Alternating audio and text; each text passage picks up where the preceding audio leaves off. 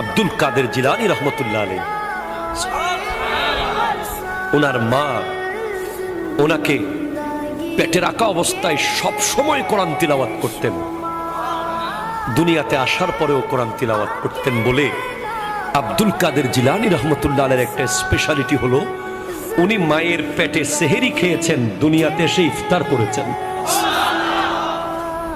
এটা আপনাকে মানতেই হবে ভাই, কারণ আমি এমন কিতাব থেকে বলছি বাহাজাতুল আসরার, যেটার দলিল সনদ অত্যন্ত মজবুত। সুবহানাল্লাহ, জোরে পড়েন। এরপর যারা তাহাজ্জুদ পড়বে, আমি তো বলেছি আল্লাহর মোবাইল নাম্বার লাগবে আপনাদের, কথা বলেন লাগবে কিনা বলেন না। রব্বুল আলামিনের একটা মোবাইল নাম্বার আছে। আমাদের কওমি ঘরানার এক হুজুরের মুখে আমি শুনেছি, আমার খুব ভালো লেগেছে কথাটা। উনি বলছেন আল্লাহর মোবাইল নাম্বার হচ্ছে 222